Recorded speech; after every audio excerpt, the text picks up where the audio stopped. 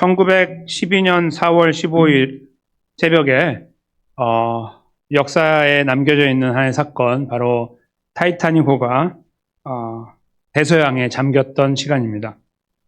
그때 한 악단이 등장해서 영화에서만 나오는 게 아니라 실제로 등장해서 연주를 자기 죽을 때까지 했습니다.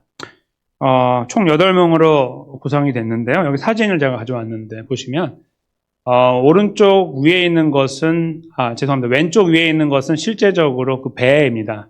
출항하기 전 타이타닉호의 실제 모습이고, 그 다음에 그 중간에 이렇게 파란색으로 되어 있는 거는 상상도인데요. 이제 배가 침몰하는 그런 그림이고요. 오른쪽에 있는 8분이 이제 그 악단 멤버들입니다. 그 중에 가운데 제일 위에 있는 분이 이제 그 밴드 마스터라고 부르는데, 이 밴드에 이제 바이올린을 연주했던 분입니다. 이름이 웰리스 하틀리라고 하는 분이죠. 당시에 33살이었는데 이분들은 이제 2등석의 승객으로 이제 배치를 받아가지고 여행을 하고 있던 중이었습니다. 근데 배가 이제 빙산에 충돌하고 구명보트가 내려지니까 사람들이 두려워하기 시작했습니다. 그래서 이분들이 그 공포 가운데 있는 분들을 이렇게 진정시키기 위해서 갑판 위로 이제 모여서 악기를 잡고 연주를 하기 시작했습니다.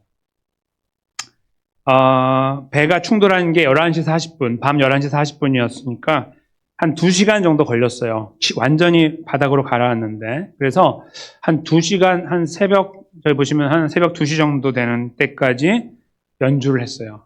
다른 사람들은 다 구명조트로 보트 타고 이제 나가고 있고, 보트가 부족해가지고 이제 여성분들 중심으로 탔잖아요. 이제 그런 분들 나가고, 그렇지 않, 또 노약자들, 어린이들 나가고, 어른들은 이제 거기서 함께 죽어갈 때, 거기서 배가 기울기까지 계속 연주를 한 거죠. 처음에 그 라운지에서 소리가 크게 들리게 하다가, 나중에 갑판으로 올라가서 모두가 들을 수 있도록 연주했다고 합니다. 그 마지막에 연주한 곡이 오늘 저희가 이 성찬식 때 들었던 곡입니다. 내 주를 가까이 하게 하는, 영어로 Near My God to Thee라는 곡입니다. 이 곡을 이제 실제로 연주를 했고, 이제 그 자리에서 살아남은 분들이 이걸 다 기억하고서 이제 증언을 한 거예요. 우리가 죽어갈 때 그런 연주를 하더라. 근데 그 연주곡이 이제 이 찬송가 있잖아요. 이 찬송가가 뭐냐면, 원래 하틀리라고 하는 분이 자기가 죽으면 내 장례식 곡으로 연주해 주십시오 했던 곡이에요. 그러니까 자기를 위해서 생각하고, 평소에 생각하고 있던 내 퓨너럴 월십의 곡이다 했던 것을 본인이 다른 분들을 위해서 이제 연주하면서 그곳에서 주님의 부름을 받게 된 거죠. 사고가 지나고 2주 후에 사고 현장에 이제 수습하기 위해 갔어요. 시신들도 수습하고 잔재들 이제 수습하기 위해 갔을 때 하틀리의 이 시신이 붕 떠 있었어요. 왜 떠 있었냐면 바이올린 케이스를 몸에다가 이렇게 자기가 묶었어요. 어떤 걸 제가 느낄 수 있냐면 죽을 때까지 내가 연주하리라. 내가 여기서 다 떠나러 간다 할지라도 내가 끝까지 바이올린을 잡고 연주하리라. 이렇게 이제 마음을 가졌던 것 같아요. 보통 사람이 아니죠. 그 7명의 다른 대원들도 마찬가지로. 나중에 이 바이올린이 발견됐어요. 이 하틀리뿐만 아니라 바이올린이 발견돼가지고, 그 바이올린, 아까 저기 사진, 그 실제 바이올린이에요. 아까 처음에 나왔던 사진에 맨 왼쪽에 있는 게 진짜 연주했던, 줄 2개 끊어지고 2개밖에 없는 거. 그게 이제 이분이 마지막에 연주했던 바이올린이거든요.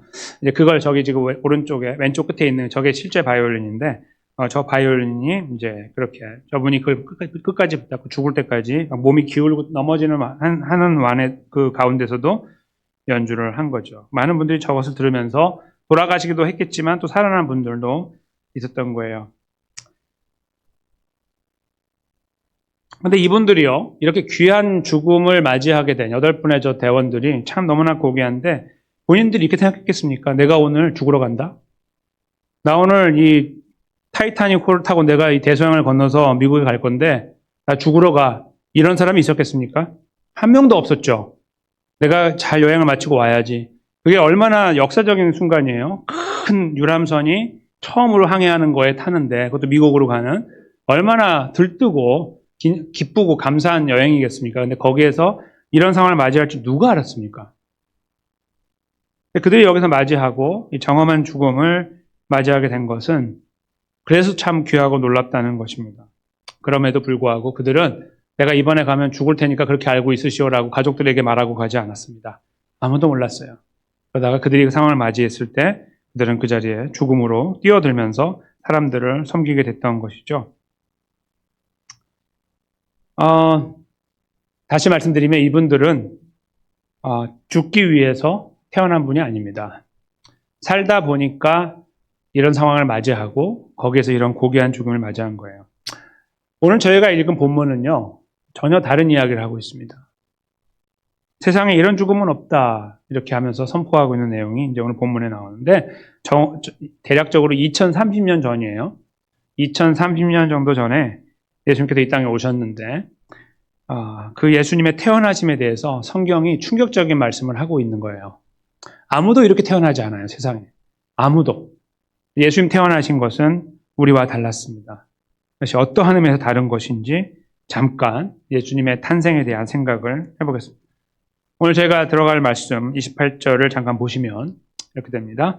인자가 온 것은 섬김을 받으려 함이 아니라 도리어 섬기려 하고 자기 목숨을 많은 사람의 대속물로 주려 함이니라. 아멘. 이렇게 말씀하신 내용 오늘 가지고 잠깐만 돌아보겠습니다.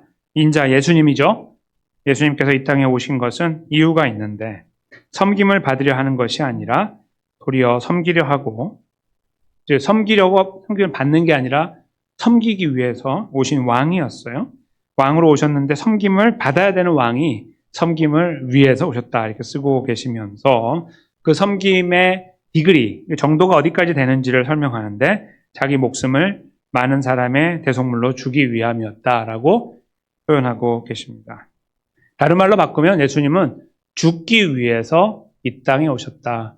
죽기 위해 태어나셨다. 이런 말씀과 다를 바가 없는 겁니다.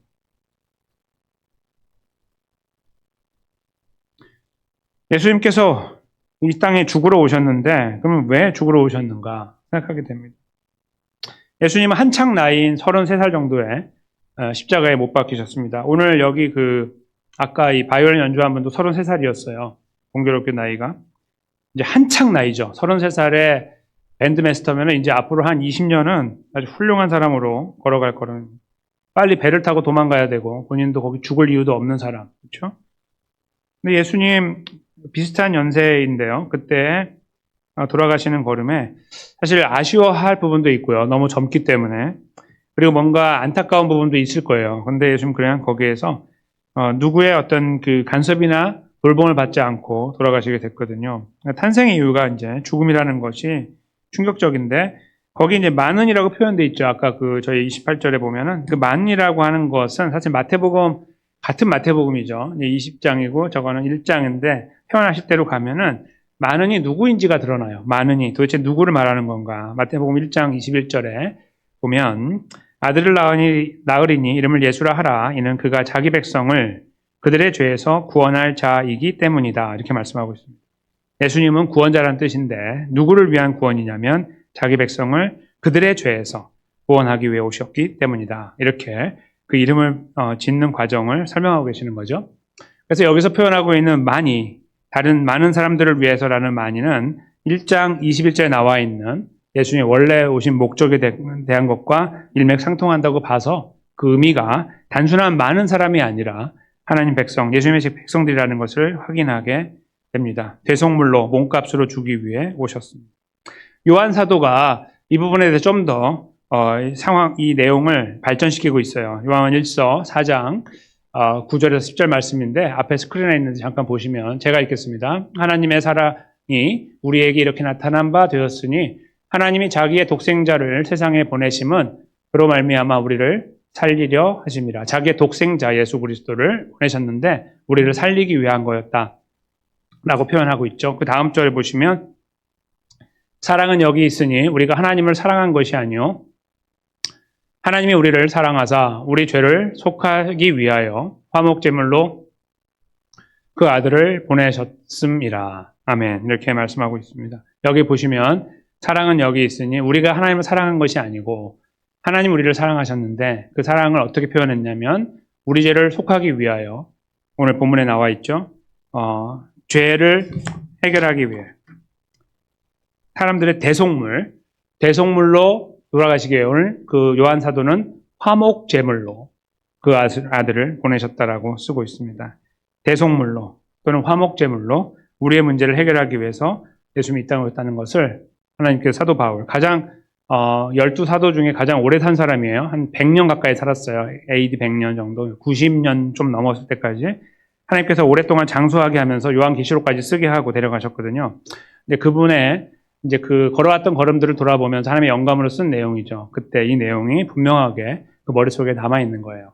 예수님의 오심에 대하여. 그래서 이렇게 기록하고 있고, 사실 나이가 가장 젊었기 때문에 예수님의 사랑을 또 가장 많이 독차지했던 사람이라고도 볼 수 있는, 그 사랑을 많이 느꼈던 그가 이렇게 표현하고 있다는 거, 의미가 있다고 봅니다.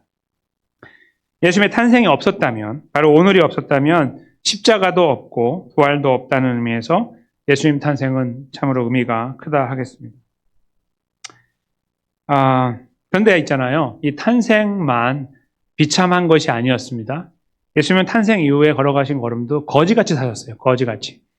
그러니까 거지같이 살아갔던, 그리고 고통당하고 핍박당하고 배척당하고 이런 거 굳이 그렇게 안 해도 되는데 그 길을 다 몸소 걸어가시지 않았다면 십자가도 없는 거죠. 그러니까 탄생도 그렇게 비참하게 거지처럼 태어나셨고요.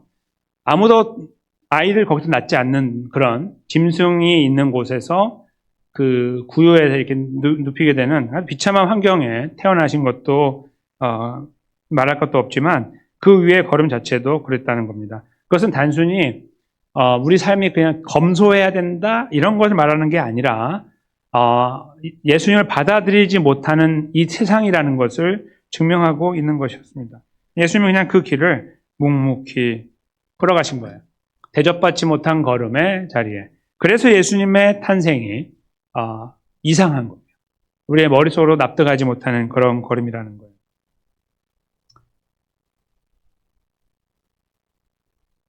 그것만을 위해 태어나신 예수님. 그래서 저희가 오늘 이 성탄 주일에 예수님의 오심에 대해 깊이 묵상을 해야 되는 이유가 되는 겁니다. 늘 묵상하고 살지만 특별히 오늘 더더욱 그 자리에 서야 되는 이유가 거기 있는 겁니다. 왜 이렇게 태어났지? 왜? 오늘은 좀 다른 답을 한번 찾아보십시오. 그냥 교과서적인 답 말고 나를 구원하기 위해 오셨지 이런 답 말고요. 우리를 좀 깊이 돌아보면서 그렇게 한번 답을 해봤으면 좋겠습니다. 내가 누군데?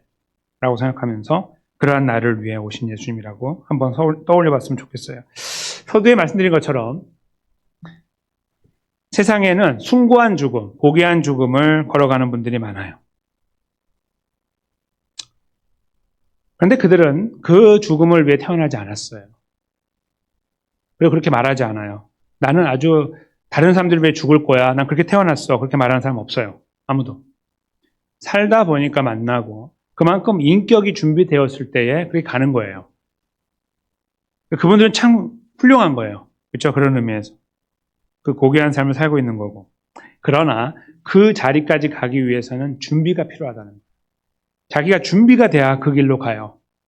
아무나 가는 게 아니에요. 그래서 우리는 이런 분들을 보면 고개가 숙여지는 겁니다. 아무나 살지 못하기 때문에 그런 이야기를 들으면 고개가 숙여지는 거예요. 나이가 적고 많은 게 중요한 게 아니에요.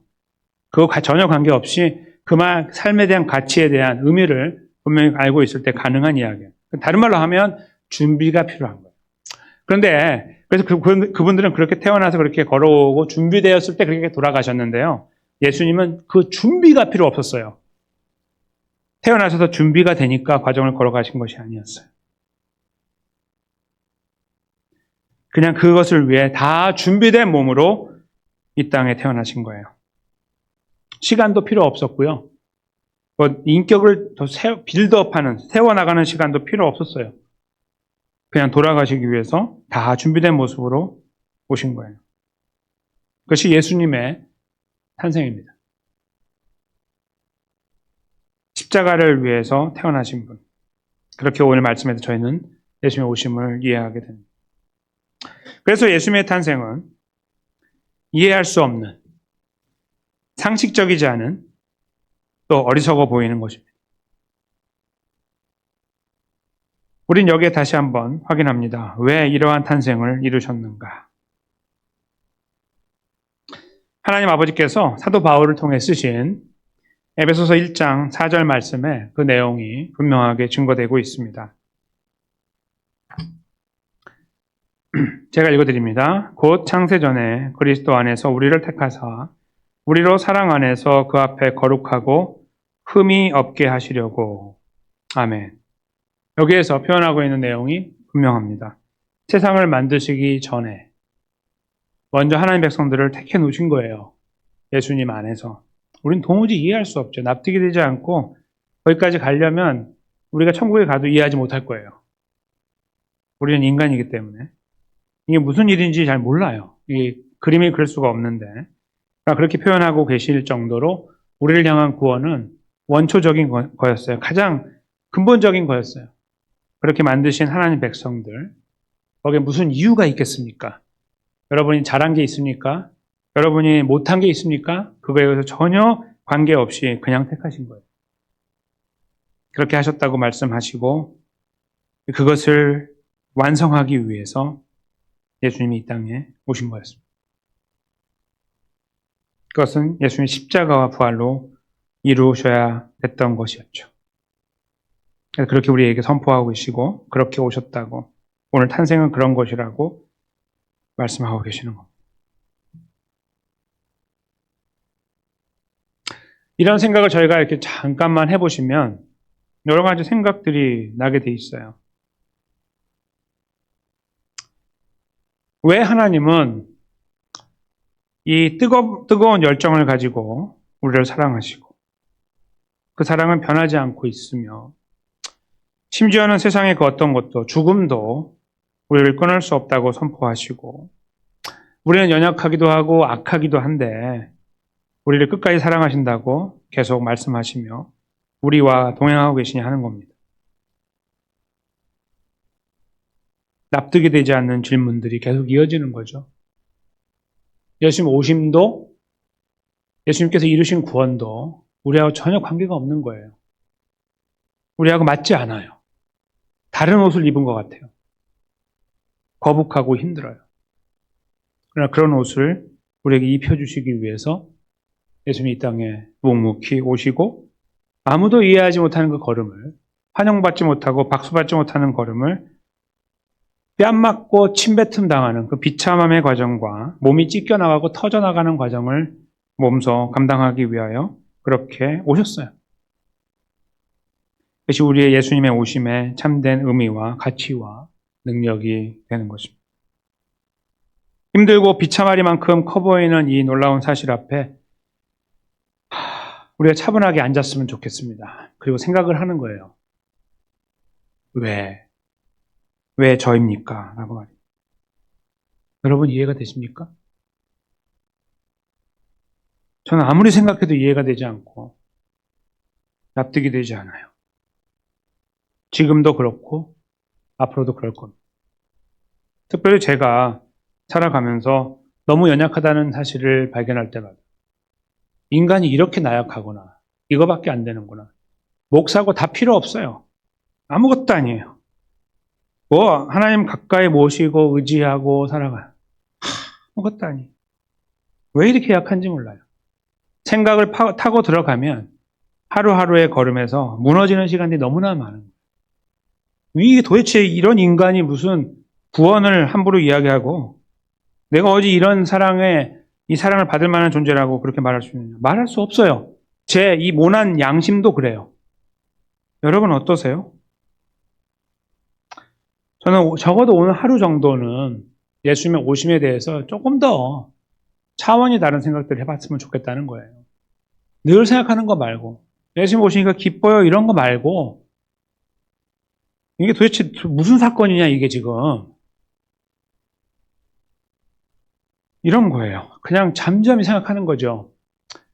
꿈틀꿈틀 하려고 생각하는 게 아니고 이렇게 해보고 저렇게 해보고 이런 것들이 아니라 그냥 그 안에 생각 속에 푹 잠기는 거예요. 왜요? 라고 질문을 던지고 눈을 감고 생각해 보는 거예요. 저는 그런 깊은 묵상들이 우리 삶 속에 파고 들어오기 원해요. 머릿속에서 뱅뱅 돌다가 가슴으로 들어온 다음에 우리 몸으로. 그래서 우리 삶 속에 우리가 그걸 담아냈으면 좋겠어요. 그랬을 때 예수님이 걸어가신 걸음이 다시 보이겠죠? 이 땅에 오신 걸음도 납득하지 못했지만 그 이후에 걸어가신 예수님의 모든 걸음이 납득이 되지 않지만 그래도 어렴풋이 보일 거예요. 이렇게 저기 보일 거예요. 그리고 우리는 그분의 제자라는 사실도 함께 기억이 나겠죠. 나를 그 십자가 부활로 구원하시고 제자의 자리에 세워주신 사실도 떠오르게 될 거예요. 그러면 우리가 다양한 생각이 나겠죠. 가만히 있어봐. 내가 이렇게 살아도 되나. 이런 이야기가 우리 안에서 새롭게 떠오르게 될 겁니다. 그런 생각을 좀 깊이 할 수 있는 시간들이 저희 모두에게 있었으면 좋겠습니다. 어떻게 살 것인가에 대한 생각은 너무 많이 하고 살잖아요. 그렇죠? 제가 말씀을 들을 때마다, 말씀 묵상할 때마다 우리를 돌아보니까 오늘은 그거 잠깐 옆으로 이렇게 채워놓고요. 그냥 조용히 저렇게 예수님이 왜 오셨을까? 그리고 그 많은 사람 중에 나를 왜 넣어주셨을까? 그냥 이 사실만 잠시 생각하자는 거예요. 그거 한 가지만 담백하게 생각하는 거예요. 그런 시간들이 필요하거든요.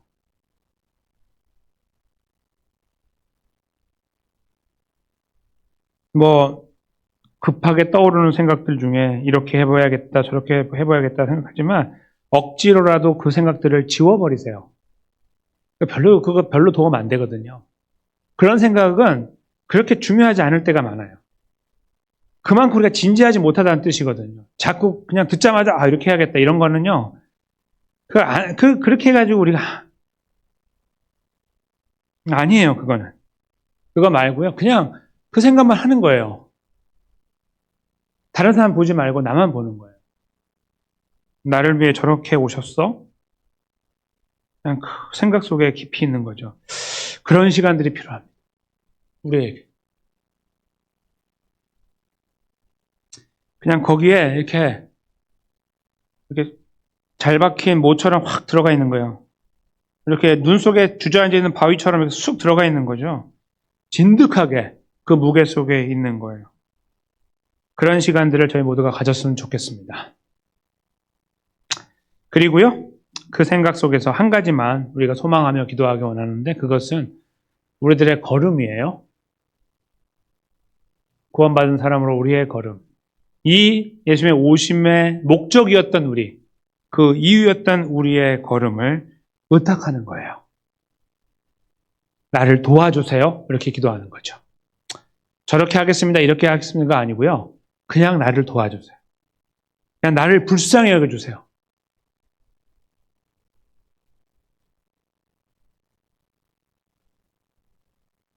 나를 좀 불쌍히 여겨주세요. 예수님 우리 안에 지금 함께하고 계십니다. 성령님을 통하여 우리와 연합하셨어요. 떠나지 않고 계세요. 그 예수님의 이름으로 우리가 할 수 있는 게 바로 기도이죠. 우리 성령 하나님의 도움을 받아서 성부 하나님 아버지께 기도하는 거예요. 어떻게 해요? 하나님 아버지, 예수님의 오심을 깊이 생각하는 사람이 되게 해주십시오. 그리고 나를 불쌍히 여겨달라고 기도하는 자가 되게 해주십시오. 아무것도 요구하거나 요청하지 말고 그냥 나를 불쌍히 여겨주세요. Have mercy on me 라는 한 가지만 기도하는 거예요. 그때 우리의 마음을 터치하시고 새롭게 하시고 평안을 주시고 위로를 주시고 우리의 눈을 열어주시고 다시 걸어갈 힘을 주시는